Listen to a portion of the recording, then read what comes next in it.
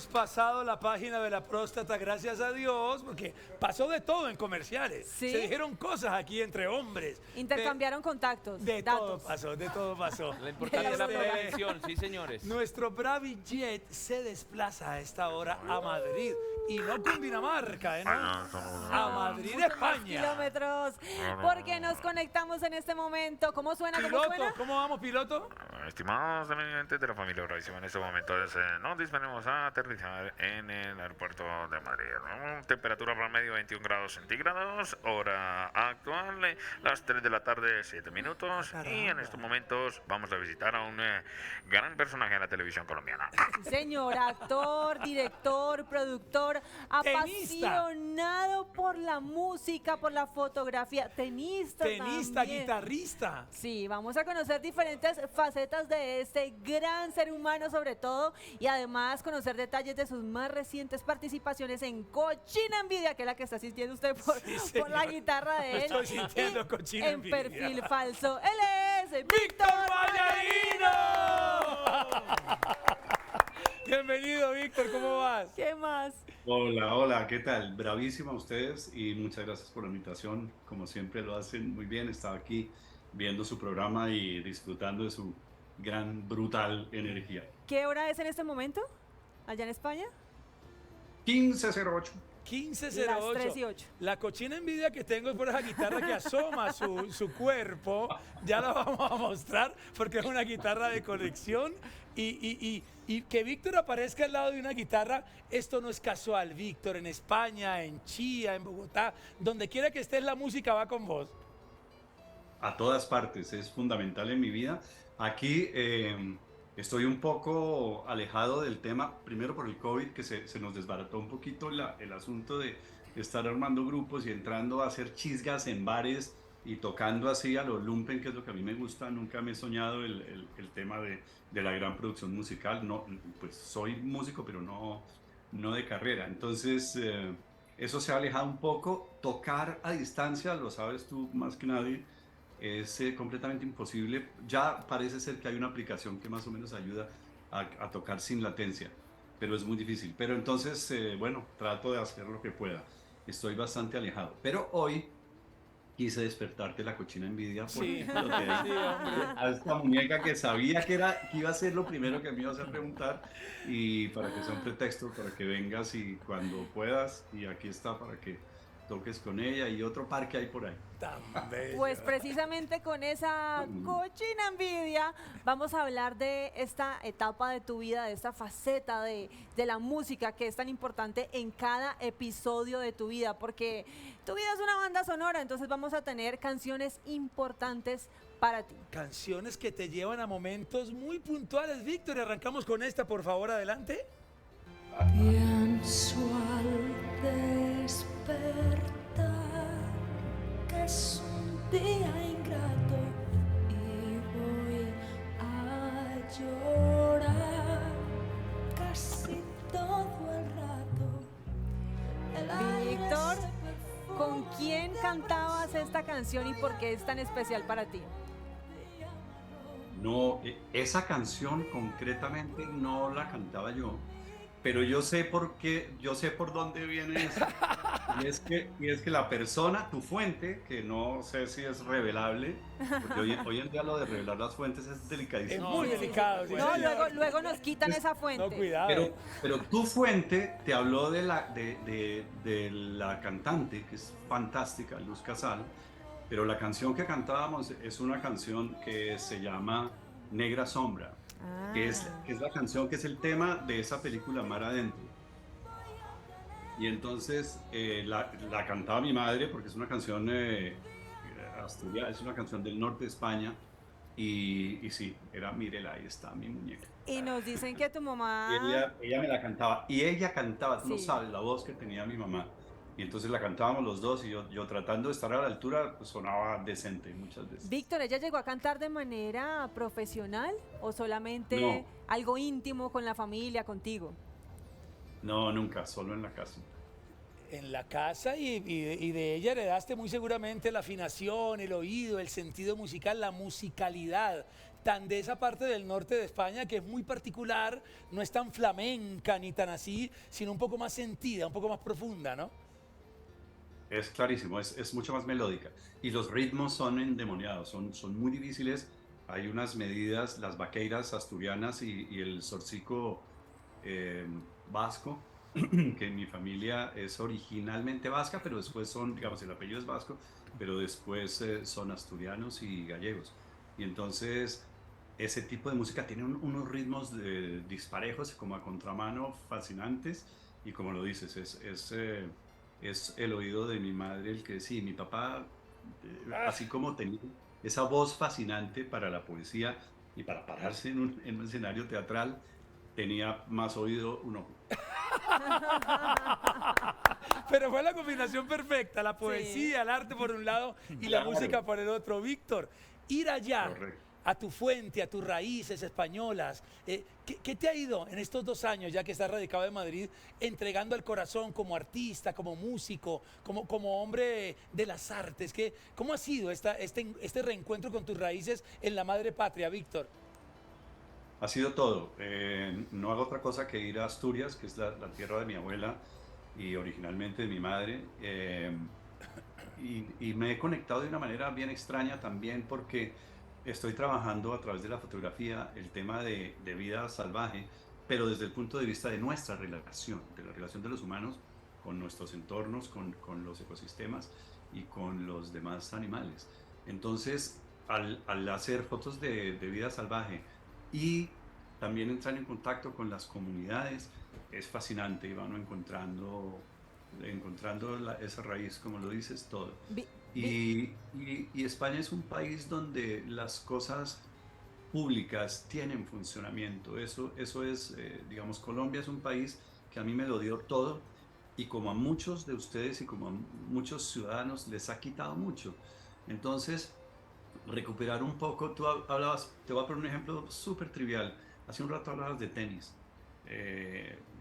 Y tengo que hacer el paréntesis de que Marcelo juega tenis de verdad. O sea, él jugó a los 14 años, era el primer jugador de la Florida en Estados Unidos o algo así. Pero para jugar al tenis, como nos encanta a ti y a mí, yo tengo 23 clubes de tenis entre Wow. una aplicación, ¿sabes? En Colombia, para poder jugar al tenis, tú tienes que pertenecer a un club, tienes que estar en una condición bastante... Cada vez es más fácil, es más popular y hay gente que ha hecho maravillas por el tenis y de verdad hay academias maravillosas y hay gestiones públicas maravillosas que han dado muy buen paso a eso, pero sigue siendo un deporte, si se quiere, elitista. Entonces, aquí es ese tipo de cosas, ni hablar de la educación. Entonces es muy agradable un país donde se tiene derecho a las cosas, donde se tiene derecho a todo, donde uno no siente que es privilegiado por poder jugar al tenis o tener ciertos derechos, ¿no?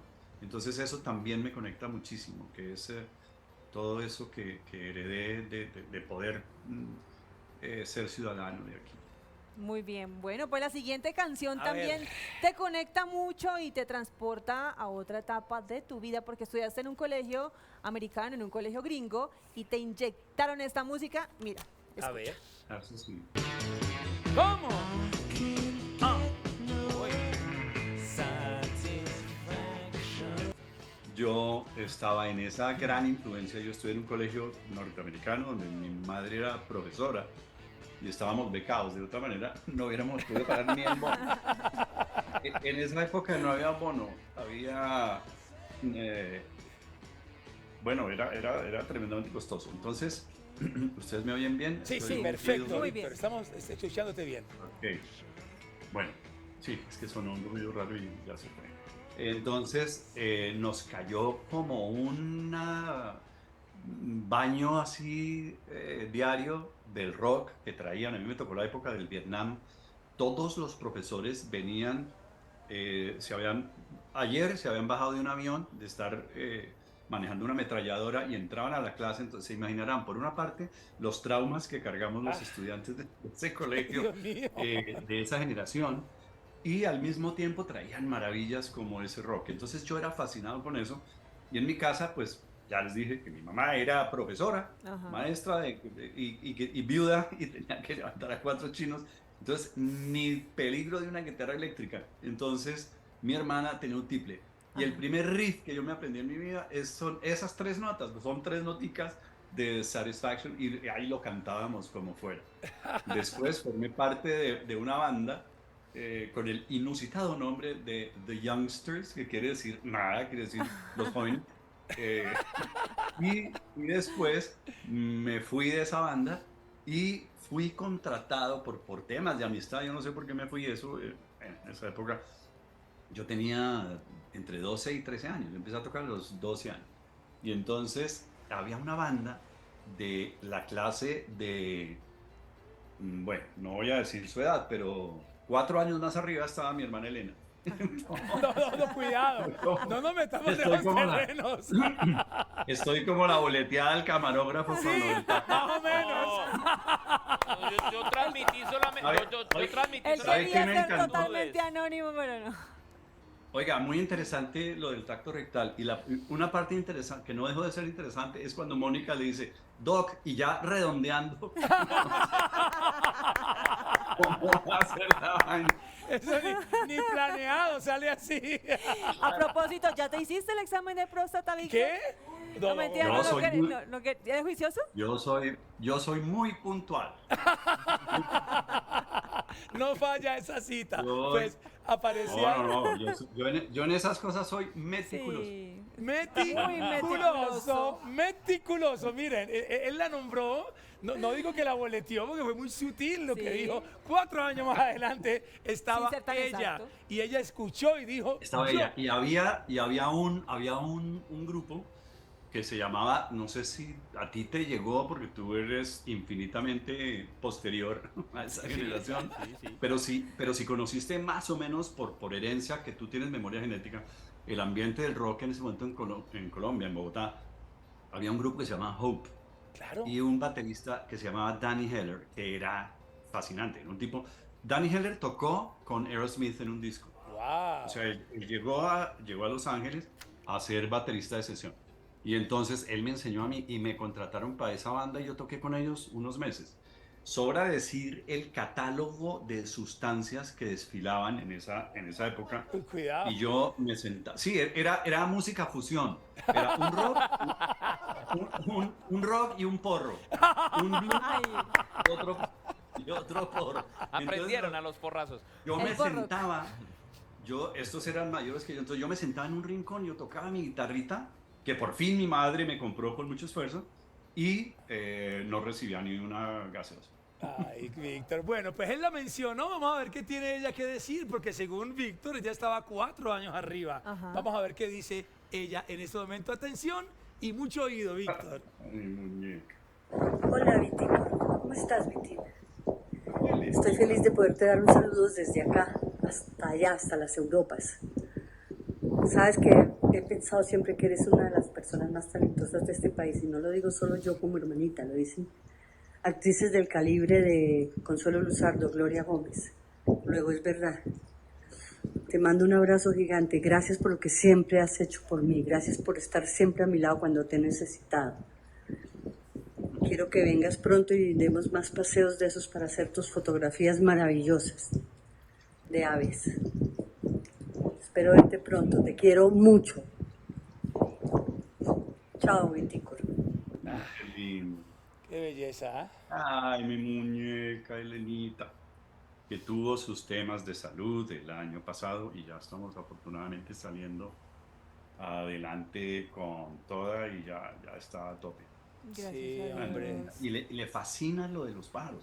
Sí. Yo le dije una vez, acompáñeme que voy a hacer unas fotos de aves, y yo dije, se le va a parecer absurdo estarse sentada esperando un gavilán durante 6 horas, y no, tiene una vocación y le encanta acompañarme. Qué lindo. Víctor, a propósito de eso, ese gusto, esa pasión tan impresionante por la fotografía, especialmente de la naturaleza y de las aves, ¿ya la venías desarrollando desde antes o fue justo cuando te fuiste a vivir a España que encontraste ese gusto?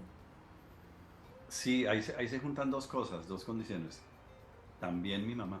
Sí. ¿Sí? Mi madre era fotógrafa, ella era luminotécnica de teatro, ella manejaba luces, escenografía en el teatro y andaba con una cámara de esas que uno miraba por encima, Ajá. una cámara de gran formato, y me empezó a contagiar el tema de la luz. Después yo estudié dirección de fotografía para video y me encantó la fotografía y hacía más que todo retratos. A nivel como doméstico, no nada muy serio. Y después tuve un asunto, es una historia larga de contar, pero en síntesis, por culpa de tomarme unos antigripales, que por favor nunca se tomen esas cosas, que tienen pseudoefedrina en exceso, para poder estar parado para una obra de teatro, eso me produjo una arritmia en el corazón. Yo tengo un par de episodios de fibrilación auricular. Wow. Y el protocolo de PADI, la Asociación de Instructores de Buceo a la que pertenezco, no permite que ese tipo de pacientes buceen. Entonces, no puedo volver a bucear. Casi me muero. Dios Casi mío. de verdad, pensé que me moría el día que me dieron esa noticia. Y poco a poco fue apareciendo esta disciplina que se parece muchísimo al buceo, porque es ir a un sitio a ver si aparece o no aparece un animal, a estar en calma, a estar en contacto con los animales, y es muy parecido al buceo. Entonces digamos que photography is the new diving. Sí, is the new diving, porque además apareció. Yo voy a contar una infidencia rapidita, porque una invitada estuvo aquí, no recuerdo quién fue, si fue Gloria Gómez, alguna de esa generación, y a mí me contó el tema que estaba viviendo Elena. Y quiero contarles a ustedes como familia que en ese mismo momento yo pertenezco a un grupo de oración, pusimos a Elena en oración y hubo una oración colectiva por la sanidad de Elena y escucharla y verla ahora ya sana me da mucha alegría en el corazón, porque además he trabajado mucho con Elena, he sido su pareja en algunas novelas y bueno, todos queríamos a Elena así como la vimos hoy, recuperada y hablando. Esta canción que viene a continuación y esta banda creo que nos cambió la vida a todos los que en algún momento quisimos hacer música. Por favor.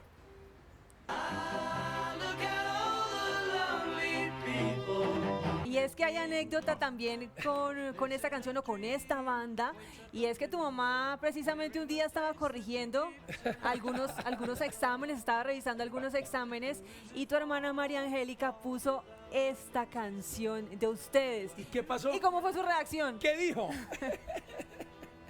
Yo quiero hacer un paréntesis rápido para decirles lo placentero que es hablar con alguien que conoce los temas de uno para hacer una entrevista de estas. Me encanta que Mónica sepa todas esas cosas y esos detallitos, porque es muy, muy agradable. De verdad, a diferencia de hacer entrevistas donde le dicen a uno, Víctor, ¿qué tiene Pedro Ferrer de ti y qué tienes tú de Pedro Ferrer? Aunque esa pregunta no falta. No, pero esa siempre pregunta uno no puede existe explorar más. también. Moni, quítala desde ya, quítala. Esa, sí. Esa ¿Por qué yo no la la gente hago, no esa se- yo no la hago. Esa venía después de esa. ¿Por qué la gente no se puede perder perfil falso? No, pues, sí, se la pueden perder si les da la gana. Tu mamá reaccionó de manera positiva. No la van a pasar fantásticamente durante una sesión de binging, pero bueno, esas son las preguntas. Entonces, eso es exactamente cierto lo que dice Moniquita. Mi hermana María Angélica vivía, digamos, a veces dormía en mi casa, pero realmente ella vivía en Bambuco, que era una tienda de discos que había en la 60 con 13. Y entonces ella traía a la casa todas las cosas nuevas que pasaban, se la pasaba metida con el radio en la oreja, oyendo todo lo que, cuando eran verdaderos disc jockeys, los que se traían la música y decían, mire, en Londres, en Alemania, está sonando esto, y no era el tema, pues, ahora que conocemos de la payola y demás, eran disc jockeys de verdad. Entonces ella siempre iba a la vanguardia con esto. Y yo me acuerdo que mi mamá estaba sentada haciendo su trabajo y empezó a sonar Eleanor Rigby, y ella dijo, o mucho antes, probablemente Eleanor Rigby era muy posterior, cuando ya estaban estructurando una música, pero no, era cualquier Twist and Shout, cualquier I Wanna Hold Your Hand, no sé qué. Entonces ella se detuvo así y dijo, ¿esos quiénes son? No, es un grupo ahí de peludos que hacen rock. No, eso no es rock. Esas armonías no son de un grupito de rock muestra, a ver. Y se volvió fan de los Beatles desde ese día, y yo también. Y yo sí creo que, siendo una banda que curiosísimamente como se lo dijo Lennon a McCartney, como lo dice McCartney en una canción, él solo compone silly love songs, ¿no? Solo compone canciones de amor tontas, y son muy pop en su estructura y en su aproximación, pero en el gran espíritu del rock and roll que agarraron y lo entregaron 1000 veces mejorado de Europa para los que se lo inventaron, y una depuración. Por ejemplo, había en una época, en los 80s, un rumor de que ellos se habían encontrado unas canciones inéditas de Bach y de Purcell y de otros compositores barrocos y que se lo habían robado todo. Un poco a la manera de la película, esa Yesterday que habla de eso. Y entonces lo entregaron todo y armaron unas estructuras que en el verdadero espíritu del rock es eso, es sufrir por amor pero gozando. Es ver temas sociales pero gozando, ver temas como la guerra, como en Revolution, pero todos son unos gocetas, que es lo que tiene el verdadero espíritu del rock and roll. Entonces son mucho más rockeros que lo que mucha gente a veces les critica, y yo sí creo que es la banda más grande del mundo, y después seguiría Queen. Sí, no, pues mucho se habla de que los Beatles inventaron el pop, la estructura pop, de una estrofa, de un precoro, de un coro y un puente, que no existía en el rock and roll. El rock and roll era un blues rápido, rico, con una estructura muy bueno. Hablar de música con Víctor, esto aquí no vamos a parar. Es una delicia. Entonces, vamos a un segundo bloque con más canciones, con... Cochina, ¿Qué tiene Pedro de Víctor y Víctor de Pedro? Que invite a la gente a ver. ¿Y por qué no se puede perder Perfil Falso?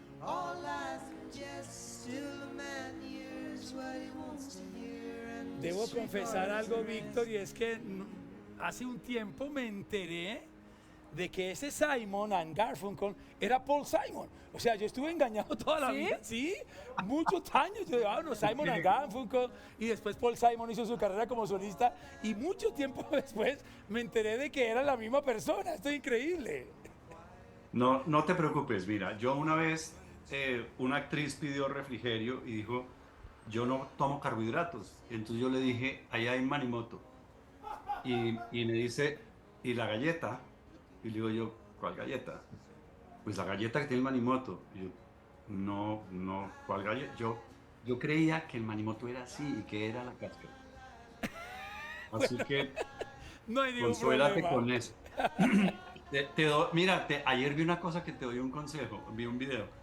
Cuando uno se siente bruto, piense que Kim Kardashian se sentó a jugar póker con gafas de espejo. ¿No lo viste? Yo no he visto eso, pero salgo de aquí a buscarlo. Era como diría Aida Bosa, con un culo espejo acá, ¿sabes? Joda, tronco de culo espejo. Me encantó. La entrada de Aida fue como suave, sondeando, ¿no? Sí, muy suave. En un rapidito fue que yo que preñé. Ah, sí, estaba saliendo ahorita lo que estaba viendo Víctor. Con acentico sabanero. No Ella es divina, joda. es una super actriz. Tremenda. Super actriz. Me di el gusto de dirigirla y es un jet. Pues Bueno. mira que en cuanto a anécdotas y datos curiosos, que también nuestra productora de invitados, ella es la que se esmera por sacar todos estos datos importantes sobre ti, nos contó que esta canción o este disco también te recuerda a un gran amor, que te acostabas en la cama y escuchabas ese disco y lo repetías y lo repetías y lo olías, pero también con ella misma, una tusa La primera que te dejó en tusa. esa misma cama. Exactamente, en la misma. Pues ya contaste toda la historia. Era una chica Pero ¿quién era De mi ella? ¿Sabes de ella? de mi actualmente? colegio norteamericano Ajá. que se llamaba Debbie. Se llamaba Debbie. Y Debbie. Debbie era muy linda. Ajá. Y entonces uno la veía entrar y salir y yo no me atreví a hablarle y tal. Y un día ella fue la que me abordó y me dijo que yo le gustaba. No. Y me regaló ese disco que se llama A Bridge Over Troubled Water, de Simon. Me encantó el cuento de que Paul Simon. Yo también creía que Tennis y Williams eran dos. Y entonces, Dennis y Williams. bueno, entonces me regaló ese disco. Mi hermana María Angélica, como ya les conté, era la voz de la Víctor. Ella andaba con un pick-up divino, que era una cosa así chiquita y uno ponía los discos ahí. Entonces yo se los robaba y lo ponía encima de mi mesa de noche, eso que quedaba así como jurando que, ¿no?, que se iba a caer. Y yo ponía mi disco y me dormía. Y un día me dice esta chica, oye Víctor, es que anoche, esto de verdad, esta frase es mortal para cualquier corazón adolescente. Me dice, imagínate, anoche hice algo que no está bien si yo sigo de novio tuyo. Ay, no. Y yo, sin entender nada, le dije, ¿cómo así? Pero espera, yo andaba, Ay, no. yo no cabía por las puertas de la cornamenta de alto. La carne Yo me débil. puse. Y unos días más tarde, en una fiesta, me tocó verla, voy a usar una palabra horrible, pero verás, me tocó verla revolcándose en el suelo con un tipo de noveno. Yo estaba en séptimo. Ay, Víctor. Y No. casi me muero, a mí casi me mata esa niña. Pero bueno, ay, me fui recuperando y ahora medio camino derecho. Ya ha recuperado algunos kilos de esa Con esos lipotusa. cuernos carne limados es ya. Bueno, No, Debbie era divina, yo creía que era un ángel y yo bailaba con ella, yo no le daba besos ni nada, solo la olía porque ella era un ángel y no, pues resultó que... ay, guay. Tú siendo tan romántico Era otra la cosa. idealizaste mucho. muy bien. Atención, porque queremos ser un bálsamo para ese corazón de Víctor con saludos de personas muy especiales como esta que aparece a continuación. Por favor. Bueno, yo creo que hay una historia muy bonita que describe perfectamente mi relación con mi papá. Y es que cuando estábamos chiquitos, él nos llevó por primera vez a Disney. Y obviamente yo estaba muy emocionado, como viendo todos los personajes. Y de pronto, en una esquina, apareció un Mickey Mouse. Entonces, pues yo le pregunté, ¿ese es Mickey Mouse de verdad? Y él me dijo, siendo la mente racional y científica que es, me explicó, ¿no? Ese no es Mickey Mouse, ese es un señor disfrazado. Entonces, pues yo obviamente seguí insistiendo durante el día y cada vez que veía un Mickey Mouse le preguntaba, ¿ese sí es Mickey Mouse de verdad? Y él me explicaba otra vez, no, es el señor del disfraz.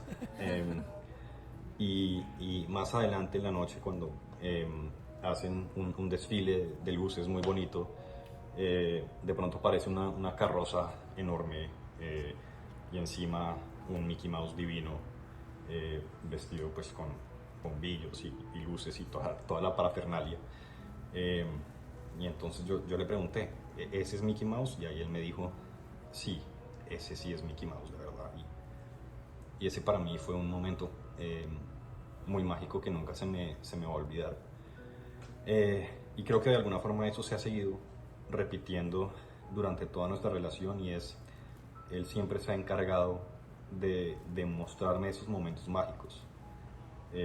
Yo puedo tender un poco como a sumergirme mucho en el trabajo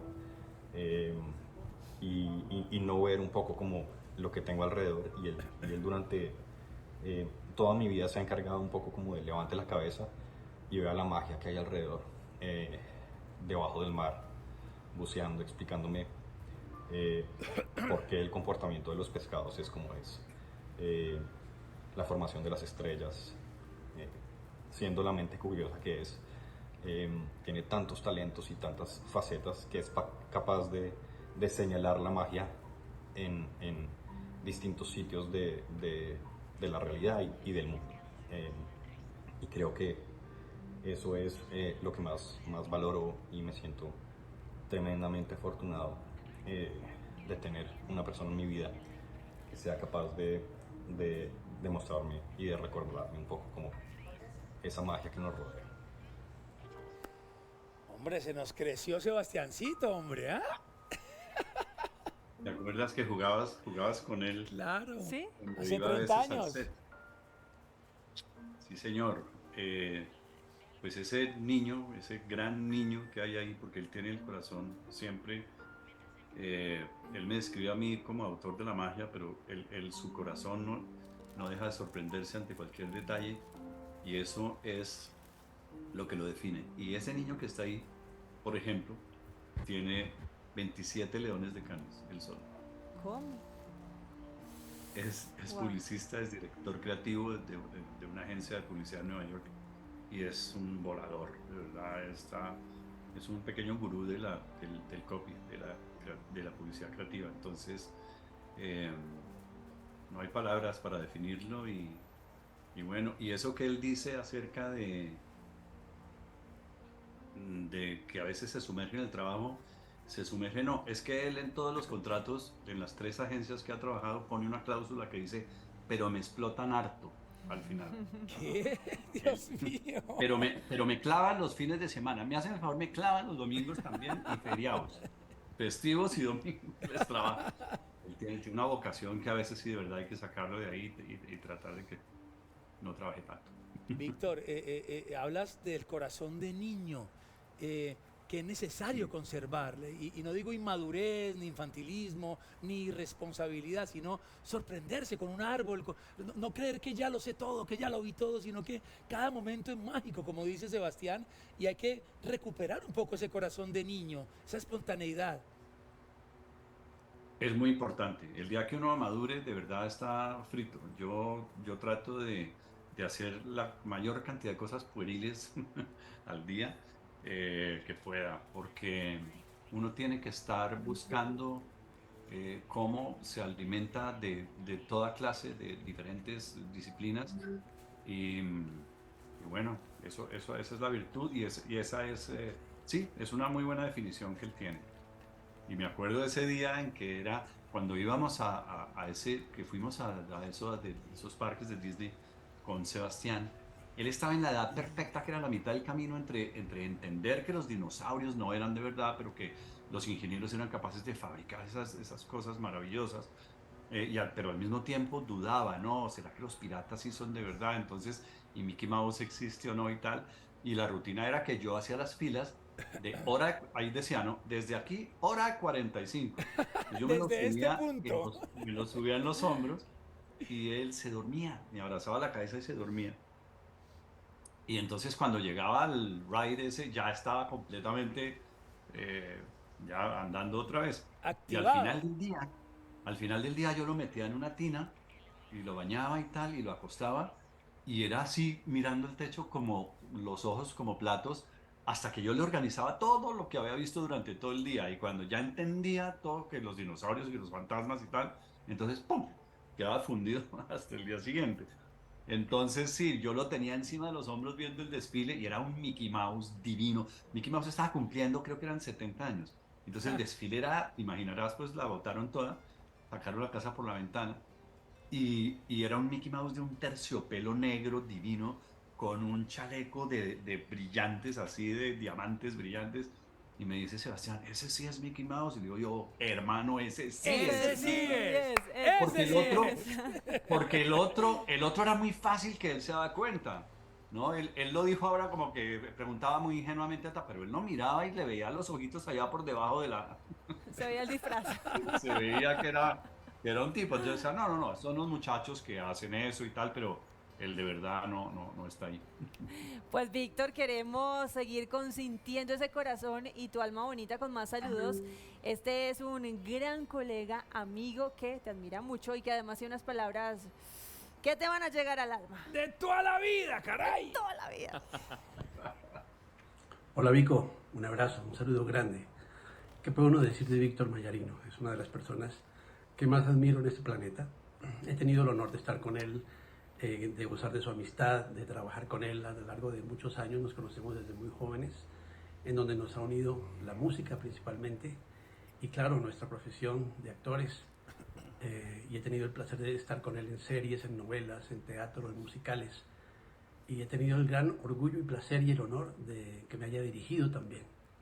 ¿Qué puedo uno decir de Víctor Mayarino? Que es una persona que le gusta la excelencia. Él no simplemente quiso ser un buen director, sino dijo, ¿dónde están los mejores directores? En Inglaterra, allá me voy a estudiar. ¿Dónde está la mejor manera de bucear? Siendo un maestro del buceo.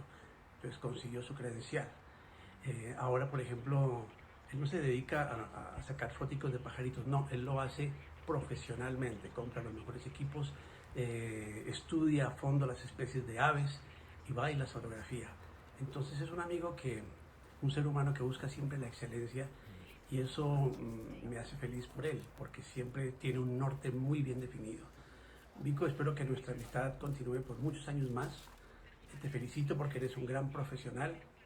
Excelencia es lo que te identifica, pero sobre todo, como amigo, me siento muy afortunado de tenerte porque eres un gran ser humano, un gran padre, un gran hermano y un gran amigo.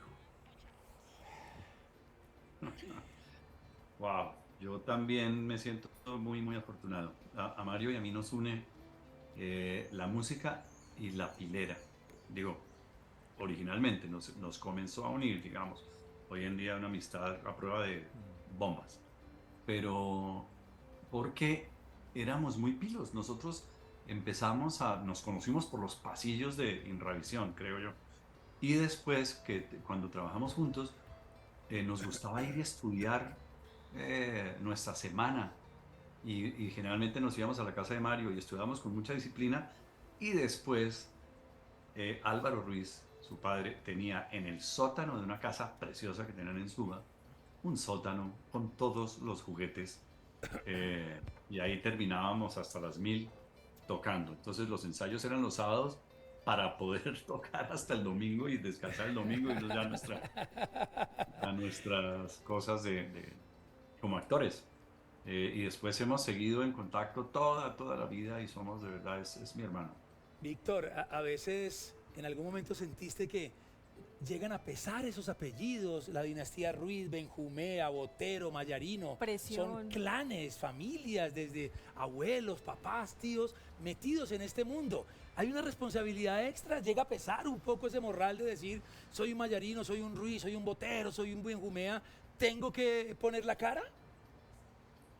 Habría que preguntarle a cada uno, pero yo estoy seguro de que hay mucho de eso en todos nosotros, porque los conozco, tengo la suerte de conocer a todos, por lo menos los que mencionaste, y en mi caso personal, además tengo el mismo nombre, entonces sí es un poco complicado por varias razones, pero la primera de ellas es porque lo que hacía mi padre es absolutamente diferente de lo que yo hago y lo que traté de hacer, digamos, en mi carrera. A mí me tocó una época muy diferente. Entonces, a veces hay unas expectativas muy altas. Mi papá era catedrático de la Universidad de Salamanca, del Actors Studio, entonces yo sí he oído muchas veces la frase, su papá sí era un berraco, ¿qué está haciendo? Hace maricadas ahí en televisión y de vez en cuando se para en el teatro y es divertido, pero lo que hacía su papá sí eso sí era una berraquera. Era importante. Entonces yo, sí señor, tienes toda la razón, no tengo otra cosa que decirle. Es fuerte y al mismo tiempo, cada vez que yo estoy detrás de un telón para salir a un estreno, tengo un pequeño mantra, si se quiere llamar así, y tengo las condiciones. Yo defino, tengo la herencia, ¿sabes? Tengo la genética para hacer esto y lo voy a hacer bien, porque cuando está uno detrás de un minuto antes de cada función, está uno muerto de susto. Al minuto y 30 ya está feliz, porque yo nunca le he tenido más que fascinación al teatro. Cuando yo entro a mi camerino una hora antes de la función, es verdaderamente el sitio donde yo quisiera estar. De todo lo que hago, es ese momento más maravilloso. Hoy en día la fotografía también encontré una cosa, y la música. Mejor dicho, todo. Mejor dicho.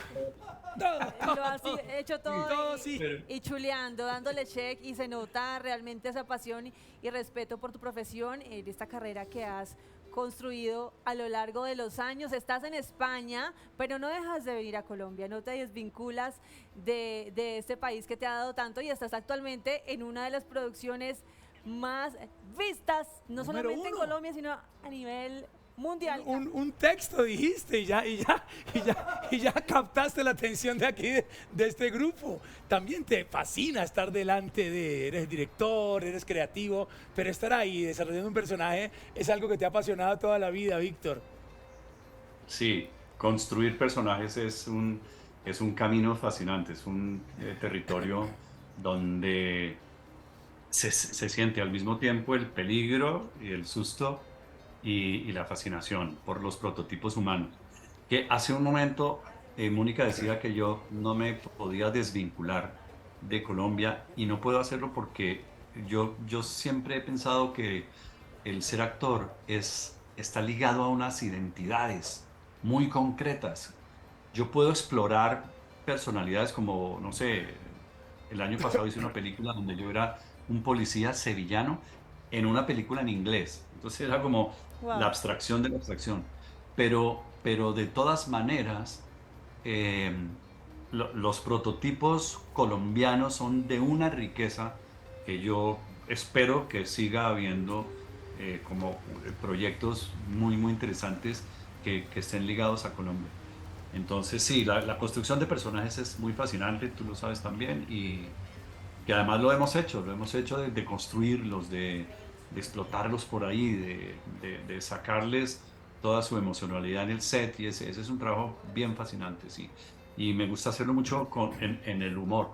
Y este Pedro Ferrer tiene una cosa interesante, y es que, aunque es un tipo tenebrosamente oscuro desde ciertos puntos de vista,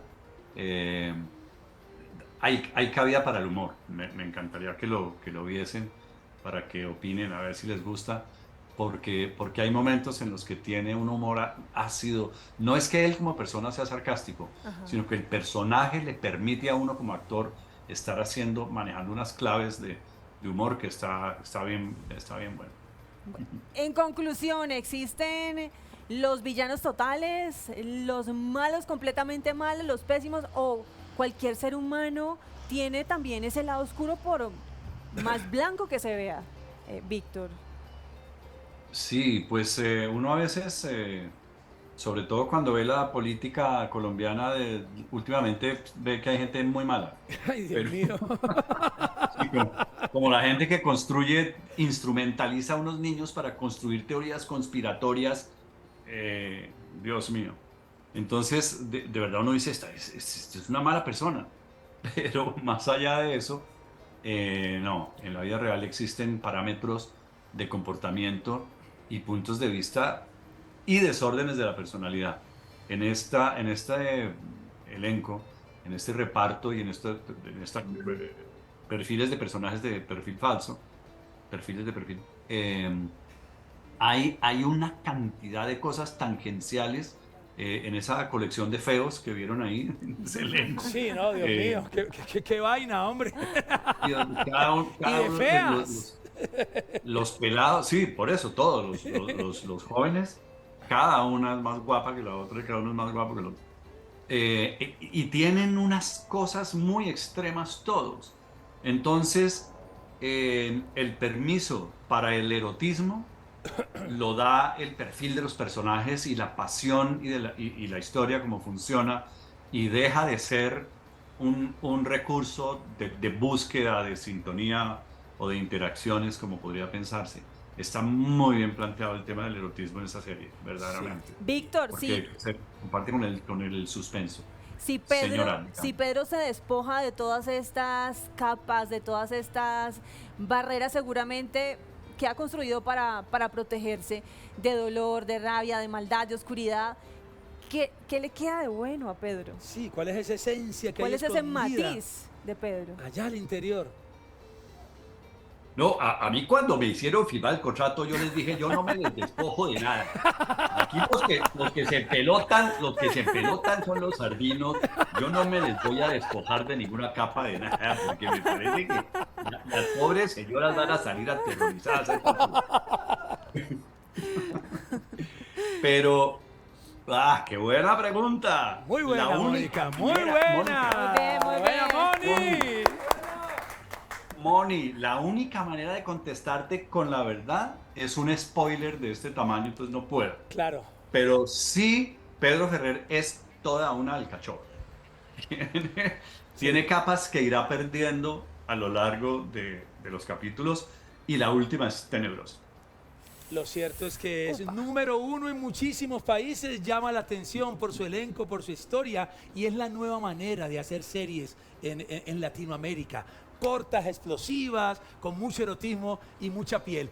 Último saludo, y queríamos cerrar esta tanda de saludos con una cereza del postre, porque esta mujer te conoce, te admira y te ama, como lo dice en este audio. Por favor, Víctor. Actor, director, defensor de la naturaleza, churro y maravilloso ser humano. Es como un hermanito menor para mí. Soy testigo de primera fila de ese descomunal talento y sensibilidad desde que tenía 3 años. Recibe mi abrazo y mi saludo. Te quiero mucho, Vitín. Yo te adoro con toda mi alma, porque has sido maestra. Yo con Consuelo tengo una relación que es bien singular, porque yo siempre la he dirigido, he compartido el set de actor a actriz, por supuesto, pero cuando yo la dirijo, yo aprendo a dirigir. Uno aprende a dirigir dirigiendo a ese tipo de personas que tienen esa cosa, ella sí que tiene la genética también, y tenemos además el haber compartido Los Fantasmas del Teatro Colón cuando mi papá era el director del teatro, con Selmira, que estaba un poco más cerca de nosotros en edad y eso. Consuelo era estudiante formal ya de la Escuela de Arte Dramático que tenía mi padre en el Palomar, allá arriba en el Teatro Colón, un pequeño teatro que hay allá arriba, y nosotros corríamos y había por los pasillos jugando escondite. Y había como todos los teatros italianos bien construidos, tiene un foso de agua debajo del escenario. Y esto es verdaderamente un pozo profundísimo que tiene una tapa de madera, y nosotros nos metíamos con Selmira a correr la tapa porque había la leyenda en el Colón que una bailarina rusa se había suicidado y se había tirado ahí a ese pozo. Y nosotros miramos a ver qué parecía, o el esqueleto, o el fantasma, o lo que fuera, y llegamos y mirábamos eso y volvíamos a cerrar y salíamos volados hacia arriba. Uno cuando es niño le encanta autoasustarse, ¿no? Claro, es masoquista. A salir corriendo, y de ahí terminaba uno en esos silencios del teatro a las 3, 4 de la tarde, donde todavía no había función, pero se empiezan a calentar los fantasmas, que después salen todos esos personajes al escenario, y era fascinante. Y cuánta cosa daban en el Colón, nosotros la veíamos, éramos totalmente omnívoros. Bueno, era un mundo de verdad fascinante, y Consuelo estaba ahí, y después tuve ese gran placer, trabajó muchísimo con mi padre, y después tuve ese enorme placer de dirigirla. Bueno, y de ser su Víctor, amigo. imagínate que ahora que fui al baño, cuando iba yo yendo al baño, ¿Qué pasó? pues soy un ser humano, ¿En qué tengo una vejiga que evacuar. Nos salió humano. Soy un ser humano. Se fue a encontrar con el doctor Cubides. Uno de los camarógrafos me dice, no, pero usted está ahí empendejado con Víctor, porque a lo mejor mi lenguaje corporal habla de una admiración. Y es verdad, Víctor, yo quería decírtelo hoy, en general, todo el equipo de Bravísimo, pero en lo personal, fuiste mi primer director. Me enseñaste un camino que no era el mío, la verdad. Yo estaba más metido en la música, pero la actuación me llegó, y me enseñaste a tratarlo con seriedad, con profundidad. Tengo mucho que agradecerte. Colombia te admira, te ama, te respeta, no solamente por tu ser artístico, sino porque eres un tipo tranquilo, pausado, con una sabiduría muy especial. Y hoy ha sido un placer conversar y aprender con vos en esta charla que hemos tenido en esta mañana, Víctor. Gracias, porque nos enseñas a través del silencio, de la pausa y de ese ritmo mesurado que tienes en esta etapa de tu vida. Gracias, bienvenido siempre. Esta es tu casa, Bravísimo, Víctor. Yo lo sé, y cada vez que me invitan, para mí es de verdad el mayor de los placeres. Como les dije al comienzo, su energía es algo fascinante. Espero que haya mucha guitarra, mucha entrevista y mucho tenis. Les mando un abrazo tan grande como el Atlántico y un beso como un bocadillo de guayaba. Uy, bocadillo con queso cuajado. Vamos a hacer bocadillo hasta ahora. Un abrazo que llegue hasta allá, y gracias por abrir la cajita mágica de tu intimidad, Víctor. Aquí te queremos, te admiramos y le damos un gran bravísimo para Víctor Mayarino.